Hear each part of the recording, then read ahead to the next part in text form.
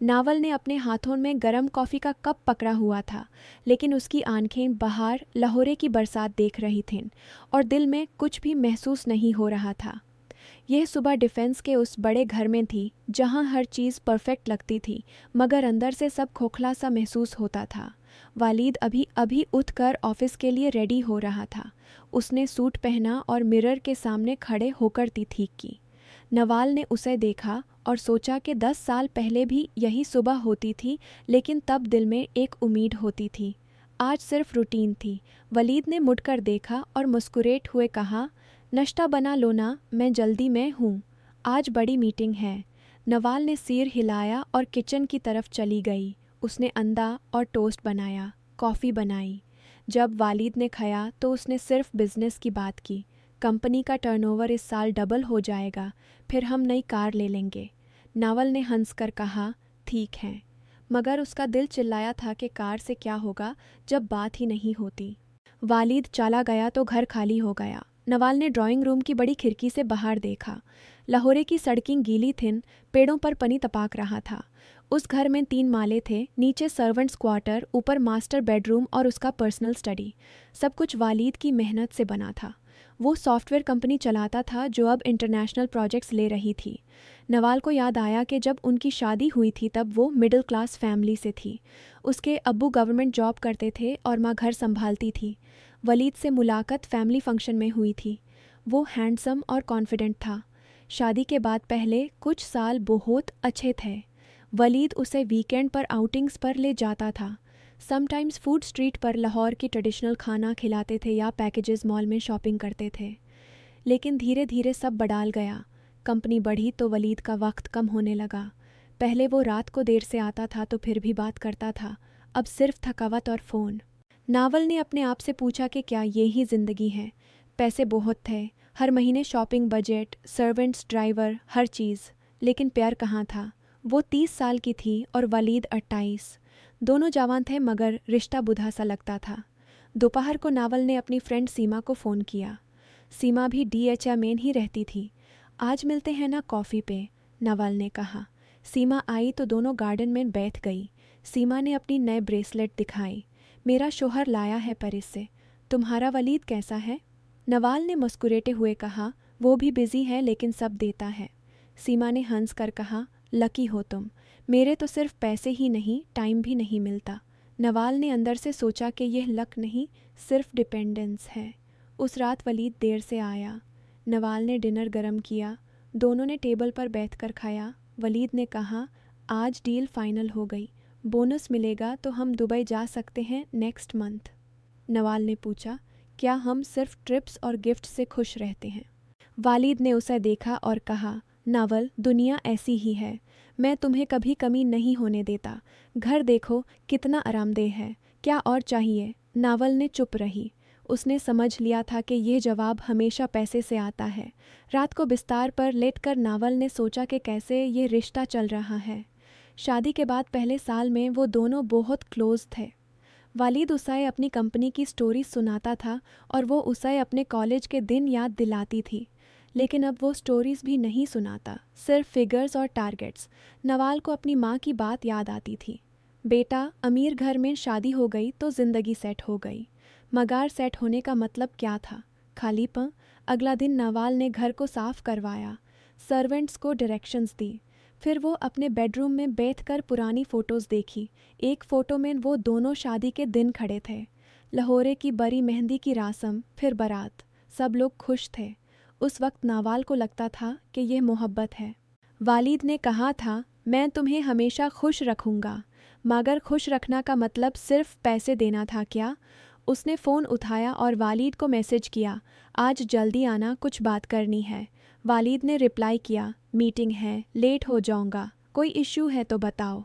Novel ने सिग किया, कोई बड़ा इश्यू नहीं था, सिर्फ छोटी छोटी बातें जो अंदर से खा रही थीं। महीने गुजरते गए। नावल ने अपने आप को बिजी रखने की कोशिश की।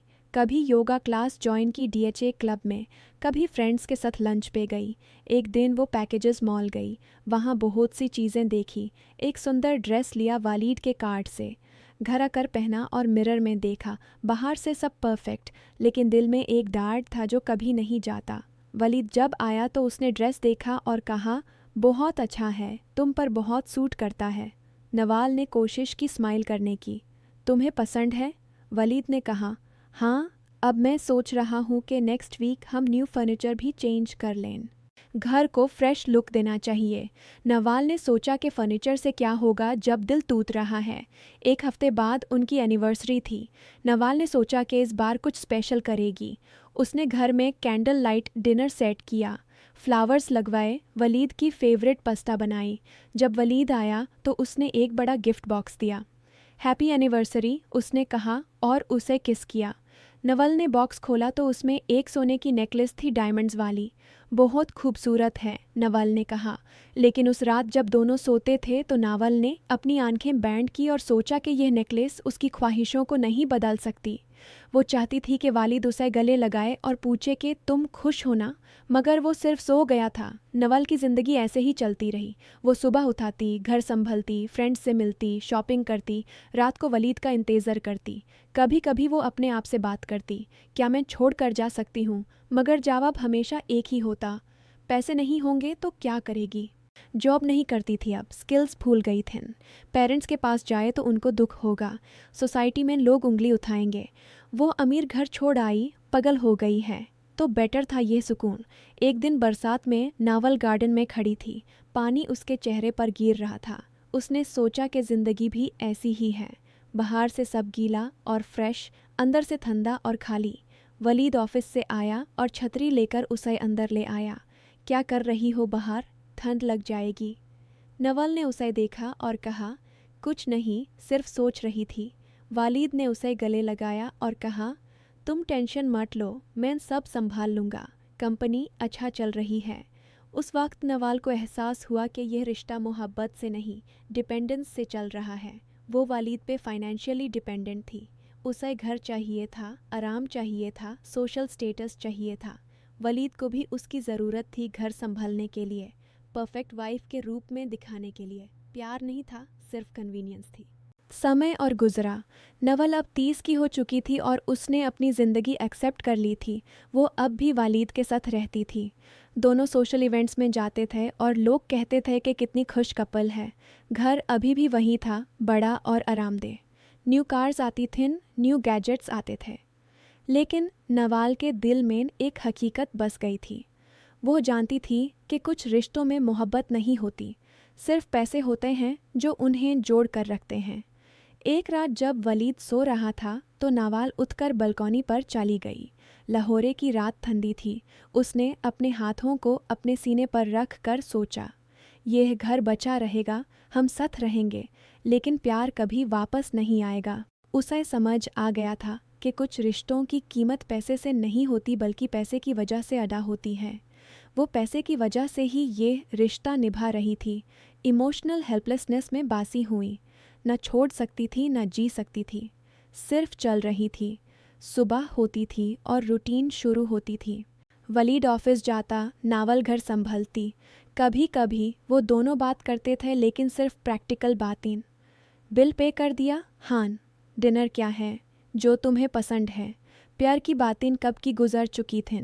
नावल ने अपने आप को संभाल लिया था। वो अब रोती नहीं थी, सिर्फ एक्सेप्ट कर लेती थी। महीनों बाद एक दिन वलीद ने उसे सरप्राइज़ दिया, हम नई प्रॉपर्टी देखने चलते हैं इन्वेस्टमेंट के लिए।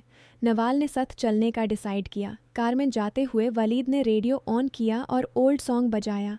नवल ने उसे देखा और याद किया कि पहले ये सॉन्ग सुनकर दोनों हंसते थे, आज सिर्फ सुन रहे थे। घर देखकर वलीद ने कहा, ये बहुत अच्छा है, पैसे इन्वेस्ट करने लायक। नवल ने सिर हिलाया, पैसे ही सब कुछ थे। घर वापस आते हुए नवल ने विंडो से बाहर देखा। लाहौरे की सड़कें अभी भी उसे पहचानती थीं। उसने सोचा कि ज़िंदगी में कभी कभी लोग पैसे के पीछे चलते हैं और मोहब्बत को भूल जाते हैं। उसने अपना हाथ वलीद के हाथ पर रखा। वलीद ने उसे देखा और मुस्कुराया। क्या हुआ? नवल ने कहा, कुछ नहीं, बस यूं ही। वो जानती थी कि ये मुस्कुराहट भी पैसे की वजह से है। सालों गुजार गए इस तरह। नवल की उम्र बढ़ती गई, मगर उसका रिश्ता वैसा ही रहा। डिपेंडेंस ने उसे रोक रखा था। वो वालिद के बिना नहीं रह सकती थी फाइनेंशियली, और वालिद को उसकी ज़रूरत थी घर को चलने के लिए। कोई बड़ा झगड़ा नहीं हुआ, कोई बिट्रेयल नहीं, सिर्फ धीरे धीरे खोखला होता गया रिश्ता। नवाल अब इमोशनल हेल्पलेसनेस को अपना लिया था। वो जानती थी कि ये ही उसकी ज़िंदगी है। एक दिन जब दोनों डिनर कर रहे थे तो वलीद ने कहा, नवाल, तुम हमेशा खुश रहती हो ना? नवाल ने उसे देखा और कहा, हाँ, क्यों नहीं। मगर अंदर से वो जानती थी कि खुशी सिर्फ दिखावा है। असली खुशी तो कब की चली गई थी। घर अभी भी खरा था, उनका रिश्ता अभी भी नाम का था, लेकिन दिल के अंदर एक सच था। पैसे ने मोहब्बत की जगह ले ली थी और अब यह रिश्ता पैसे की वजह से ही जिंदा था। नवाल ने अपनी ज़िंदगी को इस हकीकत के साथ जीना सीख लिया था। सुबह उठना, घर संभलना, वलीद का इंतज़ार करना, सब रूटीन बन गया था। कभी कभी वो अपने आप से कहती, ये ठीक है, बाहर से सब अच्छा है। लेकिन रात को जब लाइट्स ऑफ होती थीं तो वो सोचती थी कि कुछ रिश्तों में सिर्फ पैसे होते हैं जो उन्हें जोड़ कर रखते हैं, मोहब्बत नहीं, सिर्फ डिपेंडेंस। और ये डिपेंडेंस ही उनका ग्लू था। घर बचा रहा, जिंदगी चलती रही, लेकिन अंदर से सब खोखला था। नवाल ने ये समझ लिया था और उसने एक्सेप्ट कर लिया था। कोई रोना नहीं, कोई छोड़ने की कोशिश नहीं, सिर्फ चलते रहना था इस आरामदेह केज में जहाँ पैसे ने हर चीज़ को रिप्लेस कर दिया था। बरसात की एक और शाम थी। नवल बैल्कनी पर खड़ी थी। वलीद ने अंदर से आवाज़ दी, अंदर आ जाओ, ठंड है। नवल ने मुस्कुराते हुए अंदर आई। दोनों ने डिनर किया और बिस्तर पर लेट गए। वलीद ने उसे गुड नाइट कहा और सो गया। नवल ने सीलिंग की तरफ देखा और सोचा कि ये ही है उसकी कहानी। फाइनेंशियल डिपेंडेंस ने उसे रोक लिया था, हॉलो मैरिज ने उसे जीना सिखाया था और पैसे ने सब कुछ अदा कर दिया था। घर अभी भी वही था, परफेक्ट और आरामदेह, लेकिन उसके दिल में एक सच बस गया था जो कभी नहीं बदलेगा। जिंदगी ऐसे ही गुजारती रही। नवल और वलीद साथ थे, लेकिन सिर्फ नाम के। पैसे ने उन्हें जोड़ रखा था और यह जोड़ अब हमेशा के लिए था। नवल को अब कोई शिकायत नहीं थी। वो जानती थी कि ये उसकी हकीकत है। इमोशनल हेल्पलेसनेस में वो खुश नहीं थी मगर स्टेबल थी, और स्टेबिलिटी ही अब उसके लिए काफ़ी थी। इस तरह उनका रिश्ता चलता रहा। कोई बड़ा ट्विस्ट नहीं, कोई ड्रामेटिक एंड नहीं, सिर्फ एक सच था जो नवाल ने अपने दिल में रख लिया था। कुछ रिश्तों की कीमत पैसे से नहीं होती, पैसे की वजह से अदा होती है। और उनका घर, उनका रिश्ता, ये सब इसी कीमत पर खरा था। हॉलो मगर ट्रू।